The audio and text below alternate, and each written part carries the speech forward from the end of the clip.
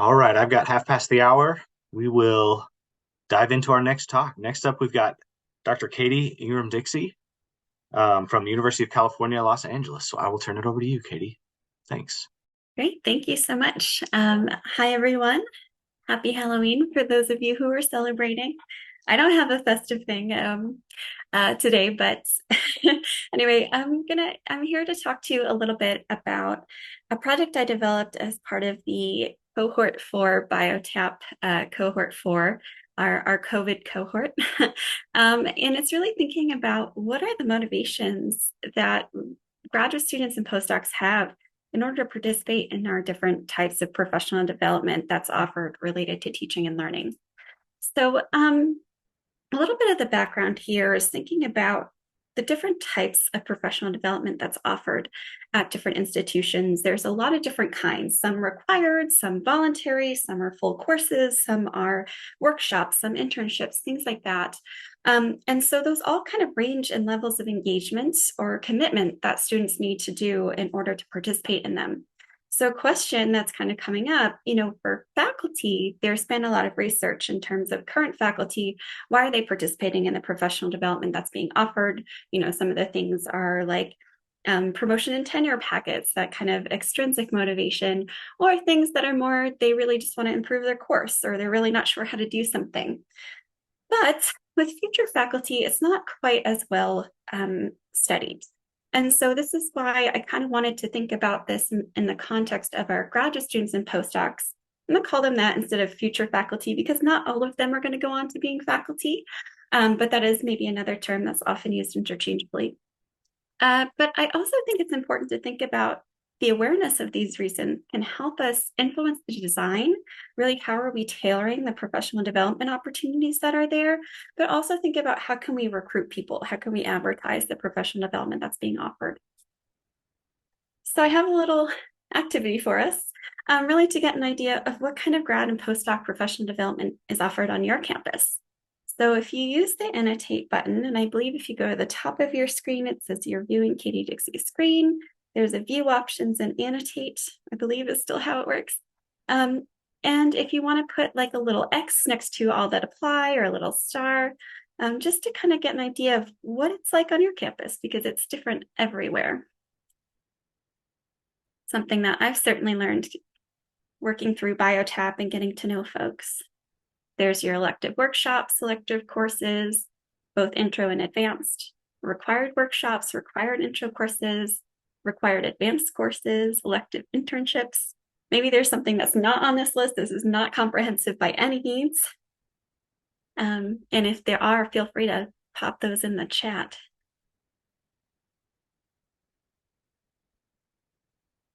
All right. So I'm seeing here there's a lot of elective things offered on a lot of campuses, but not as many required. Some folks do have required workshops or required courses, but it really looks like that elective piece, it might be kind of relevant for a lot of you. Why are your students choosing to participate in these programming that you're offering? So, again, the workshops versus, maybe 1-2 hour workshops, maybe there are a couple that they have to attend at a time, versus the courses, why are they committing to longer term courses, things like that. All right. Thank you so much, all, for sharing. Oh yeah, I love annotate. It's one of my favorites. All righty. So again, that brings us to this question, right? Why are they participating? So at UCLA, we offer a lot of different professional development for our grad students and postdocs, which is really awesome. And I've really been fortunate to be able to be involved in many of these things. So there are both elective and required workshops and courses. In terms of advanced courses and elective internships, they are required for some small programs. So a couple people may have to participate in that required advanced course. And then the elective internship we used to offer, but we don't currently have that particular one. I do have data, but I decided not to include it in this presentation. So again, just kind of giving you an idea of some of the different things that we're participating in at UCLA. How can we continue with this? So I'm going to show you some data from an elective intro course, an advanced course that I teach, as well as a required intro course, and to look at the differences in motivations between students in these. So for those of you new to the annotate feature, if you go to the little annotate options, at the very top, there's kind of like a little arrow, like a mouse clicker, and that will hopefully help you go back to a regular clicker instead of like lots of stars. Just a heads up. I always forget to do that. So to give you a little bit more detail on these, I've kind of thought of these in terms of levels of engagement in a way. And so our lowest engagement course, the way I've kind of been phrasing this, is a intro TA training class for first-time TAs in the life sciences. So all life science TAs are required to take this class. There's no prerequisite. It's meant to be taken at the same time that they're teaching for the first time, and they're meant to be first-time TAs. The structure for that, we try to keep homework fairly minimal with 2 to 3 larger assignments. So it's, a lot of in-class work more than a lot of out-class work. Then there's the mid-engagement course, which is an intro to evidence-based teaching course, which is an elective, although again, with some small programs, like it's an ERACTA program, they're kind of required to participate in this particular training. But for the most part, it's elective. They don't need to have any prerequisites and they don't need to be teaching. And it's actually open to any grad student or postdoc who wants to participate from any discipline, again, whether they have teaching experience or not. And then the structure of this is a little bit higher. It's kind of a flipped class. So they watch 1 to 2 hours of material before class, and then they come into class ready to discuss and really interact with each other. And then they have some large assignments they do outside of class. And then the high engagement course, which is part of our CERTL Center for Integration of Research, Teaching, and Learning program, where they have to take a couple courses as a prerequisite, and then they design and implement a teaching as research or a little mini education research project that they do in their class. So that's a bit more commitment, a bit more engagement on their part. So the way that I did this was kind of simple in terms of thinking about how to put it together. Is I added 2 questions to some existing pre and post course assessment surveys that I had. Mostly the post course ones is what the data I've looked at. But one was a multiple choice question that asked them to choose from a list of 18 possible reasons. For kind of an early pilot study, I asked them to choose as many as applied. And then I decided to go with top 5, and I'll explain that in a moment. Then there's the open-ended question asking them to describe in their own words or elaborate on their motivations or reasons, or maybe things that weren't listed. And then for analysis, I just kind of looked at the frequency it was chosen, again, averaging by the number of folks who answered that question, and compared them across the different classes, I guess. And then for analysis, I also did some inductive coding for the open response. And yes, Graham, this is the research you presented was part of the high involvement course, and then your research was in the class, which was the low involvement course. So I think that's kind of interesting. But yes, so what I asked them were, again, this multiple choice, choose your top 5 reasons. And I had a list of 18, but I chose some here to represent for today, and I kind of put them into 6 categories. And I love rainbow colors, so I color coded. But again, thinking about requirement, maybe an intrinsic want to be a better teacher, things that are a bit more practical about teaching strategies, participating in community because they were interested in general, and then how it related to their career. So I have some interactive questions for you here. What do you think were some of the most commonly chosen ones for the low engagement intro to TA training course for TAs? And you can go by the themes at the top if you'd like. So feel free to pop that in the chat. What do you think? Or you can annotate. Yes, annotate's even great too. Yeah, let's annotate. Let's do it. And for a reminder, it should be a view options at the top of your screen as a little drop down. All right, so we're seeing requirement as a big one. Maybe they enjoy it and career related. Okay, great. So let's look at the middle one. What about the mid-engagement course, this Intro to Evidence-Based Teaching course, the elective one?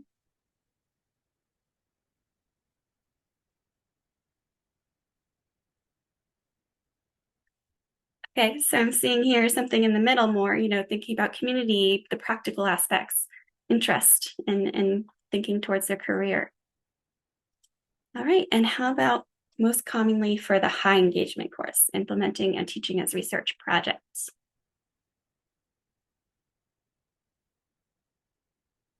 I'm seeing more focus on that interest and career options, maybe a little community and practical self-improvement. Yeah, great. All right, thank you. So now let's look at the data here. When I compare them against each other, I'll talk about the most commonly chosen ones because you can see here, right? 77%, a pretty high amount of students chose improvement as an option, but that was true across all of them. In terms of comparing the different ones, you can see here requirement was very high in the low engagement course, but not so much in the others.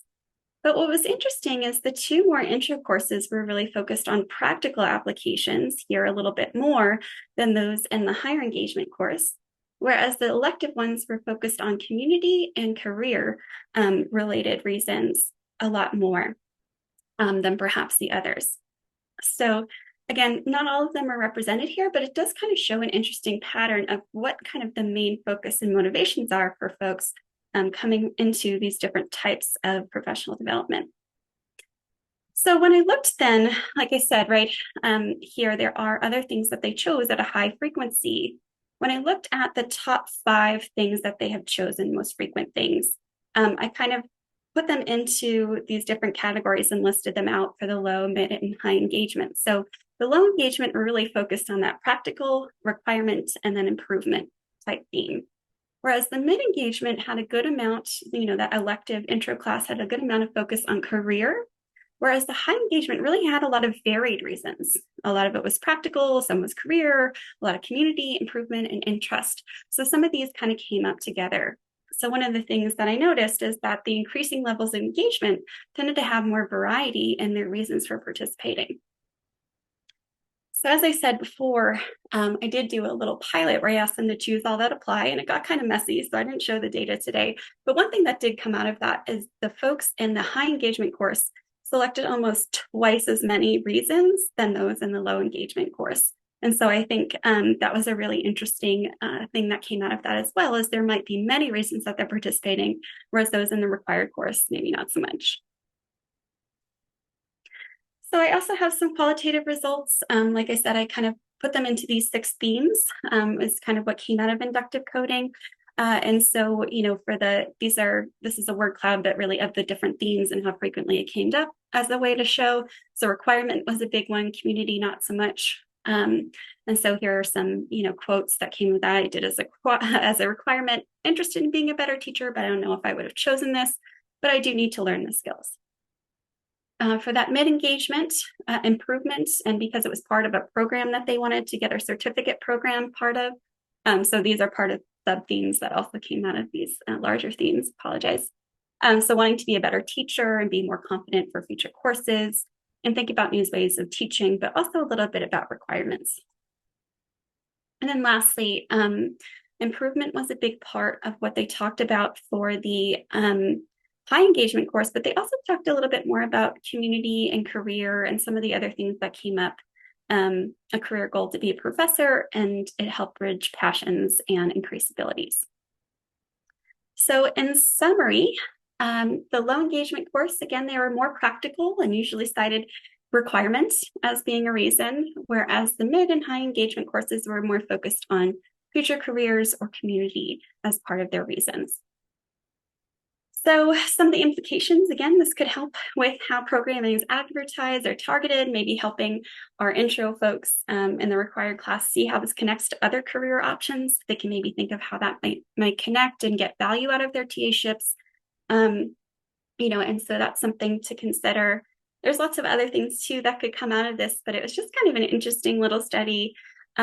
I'd love to do interviews for some more in-depth, really getting at some more of those intrinsic versus extrinsic motivations and some more finite reasoning. But, one of the things is when research is a very small amount of, what you're required to do and is more of a passion project, there's never enough time to do everything. So we have some other projects going on and a lot of other survey data. So looking at, for example, Graham presented on a project yesterday, thinking about attendance policies, how that might connect to motivations that students took the class, may be an interesting comparison. And so looking at that might be an interesting thing to do as well. So with that, I want to just thank everyone. These courses were part of a variety of different things. So there's the Center for Education, Innovation, Learning, and the Sciences, which I'm a member of, the assistant director, the CERTL at UCLA, the Life Science 495 TA training course, our Aspire internship program. Mrs. Shapiro was really helpful in helping with collecting data and giving some advice on analysis. And then, of course, our BioTAP cohort number 4, as well as just BioTAP in general. You've been all so amazing. And most importantly, our grad students and postdocs, who without this work couldn't have been done. So thank you all so much, and I'm happy to take any questions. Yes, thank you, Katie. That's great. Really, really cool stuff. But yes, we have plenty of time for questions, so please plop those in the chat or feel free to unmute yourself and go ahead and ask. Yes, Adam. Yeah, so just really cool, as many have said. And I'm kind of, I think you sort of started alluding to this a little bit, but there's so many cool directions for future research. And one of the things that came to my mind is sort of how these motivations are sort of associated with longer term career benefits. We know that more TPD engagement has really good payoff in the long run for individuals, and just curious the role that motivation plays in all of that. And some of it is maybe like a little bit of a sampling bias, right? Maybe high achievers that have great motivation, they're on board, they're bought in. Like those are the kinds of people who end up going on to have good career outcomes. But curious, yeah, about that relationship. I don't know that there's a question there necessarily, but there's plenty of places to explore. And then I guess my more of a question is sort of, you see, again, it's like about that selection bias kind of thing. Are you getting those people who are already super really motivated in those, taking on those elective experiences? Or do we see engaging in TPD itself is involved in sort of reframing motivation and changing people's mindsets in a little bit? And so curious sort of within those experiences, how motivations may change too. Thoughts on any of that? Yeah, that's a really great question, and some really good things to think about. And so to the first point, yes, I mean, I think definitely there's selection bias in there, right? Because the people who participate in that elective are usually very self-motivated. But I think that also shows a lot of maybe potential limitations for why people who might be motivated aren't participating in the professional development. Maybe there's not enough time. Maybe they don't know about it. And so thinking about, again, that advertising, how can you bring in those people who might share that same motivation, but maybe haven't thought about participating in these programs, because there are benefits, right? And then the second, so one of the things I didn't really show / analyze fully, but I did ask in pre and post for that intro course, some motivations of reasons. And I think there was some advancement or increase a little bit in the types of things that they chose towards the end. So there may have been some influence on that a little bit. But again, I haven't gone into full analysis of that yet. But I do think, having gone through the experience of teaching, maybe even having gone through that course or workshop, may be an interesting way to see how that might affect. Yeah, are there changes in what you want to do? Maybe what are you considering more career options? That might be a really interesting thing to consider too. So thank you. That's a really great idea. And then I'm just, as you're answering that, thinking about one other piece, which is like the culture of the program itself. So you have a really awesome model. I love that model. I think it balances all the benefits of TA training that are so important with like the real world constraints in a really nice way. But also one of the things we've seen at Oregon State here, I inherited a TPD program that had been around for 7 or 8 years. And in the surveys and stuff, the buy-in changed over that first couple of periods, those first couple of years. So that early period of sort of establishing it, there wasn't a lot of buy-in. In fact, there was quite a bit of pushback. And then now we have a culture where it's like, where's our TPD? So curious about like the peer constructed motivations as well, and the role that kind of institutional culture plays in all that. Oh, definitely. I mean, I think culture plays a huge part into it. And so, again, how people value their TA shifts and how they participate in that required training, what kind of motivation and what kind of attitudes they have towards it, I think is definitely influenced by the culture of their department or their particular, even their lab or their research group can influence that quite a bit. One of the things that I was kind of thinking about too is in terms of like selling the benefits of these kinds of programs. One of the things that I knew anecdotally from students was that community was a big part of it, but I didn't have any data that showed that. And so this was a great way to collect that data too, to kind of be like, hey, everybody who's giving me money, like here's some reasons why, students really do enjoy and try to participate in this program. Yeah, pre and post surveys, they're very helpful for sure. Yeah, thank you. And thank you all for I like playing with color, so it's usually my plan. All right.